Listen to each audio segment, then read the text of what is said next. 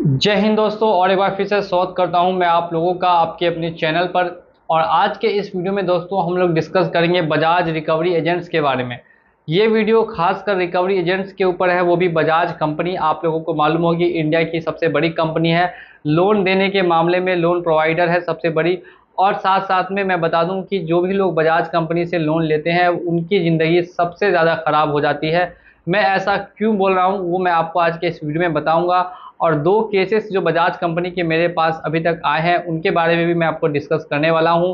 तो make sure कीजिएगा कि अगर आप इंटरेस्ट के साथ पूरा वीडियो एंड तक वॉच करेंगे तो ये वीडियो आप लोगों के लिए काफ़ी हेल्पफुल होगी। अगर आपने भी बजाज कंपनी से लोन लिया है और आपको लगता है कि आपका लोन डिफ़ॉल्ट होने वाला है या डिफ़ॉल्ट हो चुका है तो फिर ध्यान से वीडियो को देखते रहिए।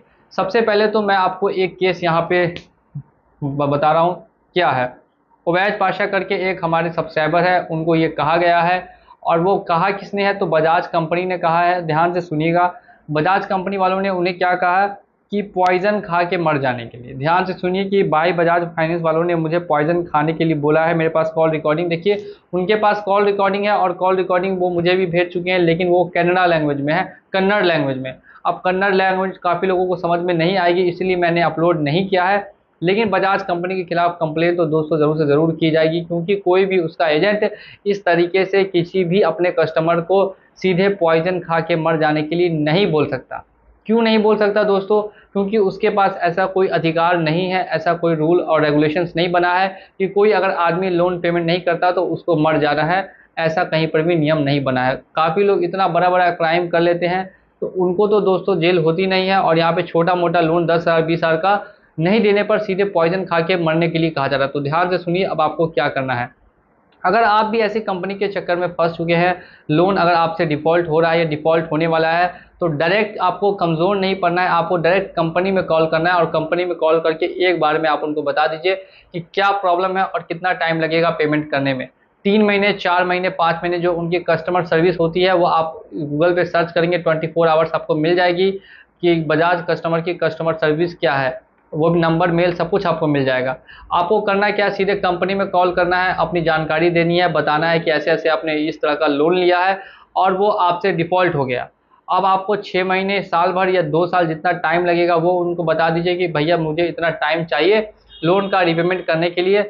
नहीं तो फिर अगर फ्यूचर में अगर आपसे पेमेंट नहीं हो सकता तो आप बोलिए डायरेक्टली कि पूरा पैसा मैं नहीं दे पाऊँगा, जो भी 20%, 15% या 25% में सेटलमेंट करना चाहो तो वो भी कर सकते हैं। लेकिन ध्यान रखिएगा, सेटलमेंट करने से आपका जो सिविल है वो आपका ख़राब हो जाएगा।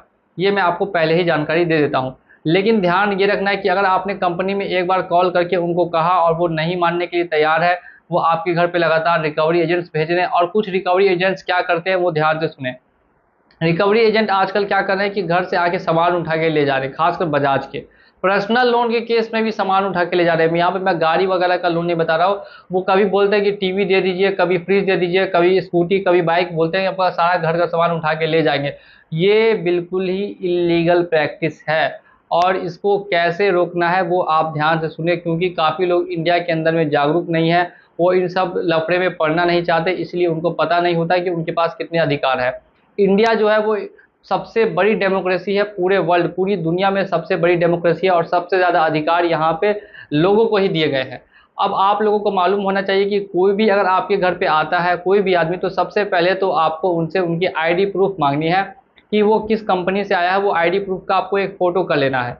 सेकंड काम क्या करना है कि उनसे मांगना है ऑथराइजेशन लेटर, कि कंपनी ने उसको ऑथराइज़ किया है आपके घर पे आने के लिए। किया है कि नहीं किया वो आपको चेक करना है, ऑथराइजेशन लेटर अगर उसके पास है कि नहीं है।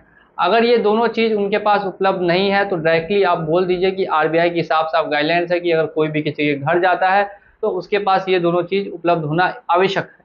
तो जाइए पहले लेकर आइए, फिर उसके बाद घर आइएगा। ऐसे डायरेक्टली आप घर नहीं आ सकते। वन वर्ड में आपको ये उनको जवाब देना है। अगर वो नहीं मानते, बोलते नहीं नहीं आप पैसा पेमेंट कीजिए, तो बोलिए कि ठीक है लेकिन पहले आप ये दोनों चीज़ लेकर आइए और मैं बाद में आपकी कंपनी से समझ लूँगा मुझे क्या करना है और क्या नहीं करना है। तो साफ साफ यहाँ पे जाहिर होता है कि अगर वो लोग सही नहीं होंगे तो आपको आपकी बात को चेंज करना चाहेंगे, तुरंत ही बात को चेंज करना चाहेंगे और वो आपके ऊपर लाना चाहेंगे। आपको सिंपली अपना जो फ़ोन है, जो फ़ोन आपके हाथ में है, उसको ओपन करना है, उसको खोलना है। उसमें एक वीडियो करने का ऑप्शन आता है, उस पर क्लिक करके वीडियो को ऑन कर देना है। अब आप वीडियो रिकॉर्डिंग करते रहेंगे, देखिए कि रिकवरी एजेंट्स आखिर बोल क्या रहे हैं। आपको कुछ ज़्यादा बोलना नहीं है, सिर्फ और सिर्फ आपको सुनने का काम करना है। आपको बस इतनी लाइन बोलनी है कि जो भी आपका क्लोजर है वो मैं कंपनी से करवा लूँगा, जितना टाइम लगेगा वो कंपनी को बता दूंगा, और आपको अभी आने की कोई भी अनुमति नहीं है। आप डायरेक्टली उनके एजेंट्स को ये बातें बोल दीजिएगा। लेकिन आखिर एजेंट्स इतना फोर्स इसीलिए करते हैं क्योंकि उनको मोटा पैसा मिलता है। जो भी आप वो लोग लेकर जाते हैं आपके पास से, या आप उनके थ्रू जितना भी पेमेंट करवाते हैं उनमें उनको काफ़ी कमीशन मिलता है। इसीलिए वो इतना ज़्यादा आपको डराते हैं, धमकाते हैं, पुलिस की धमकी देते हैं, या बोलते हैं कि 50 लोगों की टीम पहुंच जाएगी या 100 लोगों की टीम पहुंच जाएगी। ऐसा कुछ भी नहीं होता। ये सिर्फ और सिर्फ आपको डराने के लिए और धमकाने के लिए कहते हैं।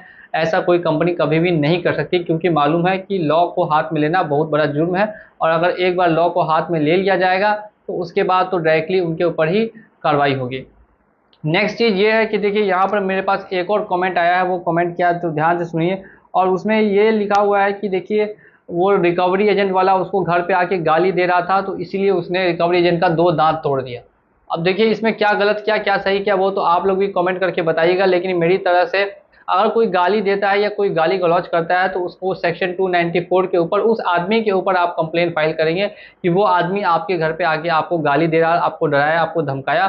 तो वो आप जाके कंप्लेन पुलिस स्टेशन में फाइल उस आदमी के खिलाफ कर सकते हैं। लेकिन अगर आपने उनका डायरेक्टली दांत तोड़ दिया तो फिर आपको ध्यान ये रखना है कि उसके पास कोई प्रूफ नहीं होना चाहिए, वीडियो रिकॉर्डिंग नहीं होना चाहिए। अगर कुछ ऐसा उसके पास रहा तो फिर आपको दिक्कत आ सकती है। लेकिन अगर कुछ ऐसा आपके पास नहीं है, उसके पास नहीं है, कोई वीडियो प्रूफ नहीं है कि आपने उसका दांत तोड़ा है, तो फिर यहाँ पे कोई दिक्कत आपको नहीं आएगी। लेकिन ऐसा करना दोस्तों, लॉ को हाथ में लेना बिल्कुल भी सही नहीं है। इसलिए जो सही ऑप्शन था वो मैंने आपको बताया, और बाकी आप लोग खुद समझदार हैं कि क्या सही है और क्या गलत है, क्योंकि हर आदमी एक लिमिट तक ही सुन सकता है और एक लिमिट से आगे सुनने की क्षमता किसी भी आदमी में नहीं होती।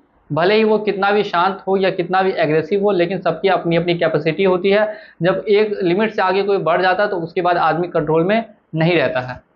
अब आप लोग समझदार हैं, मेरी बातों को समझ जाइए। इशारे में मैं डायरेक्टली यहाँ पे नहीं बोल सकता कि मैं क्या कहना चाहता हूँ। और बाकी आप लोग कमेंट करके बताइएगा कि आप लोगों को ये वीडियो कैसा लगा। अगर अच्छा लगा तो वीडियो को लाइक कर दीजिए, और साथ ही में अगर चैनल पे नए हैं तो चैनल को सब्सक्राइब करके बेल आइकन को प्रेस कर दीजिए। चलिए चलता हूँ मैं आज के इस वीडियो में, और मिलूंगा अगले वीडियो में बहुत जल्द। जय हिंद, जय भारत।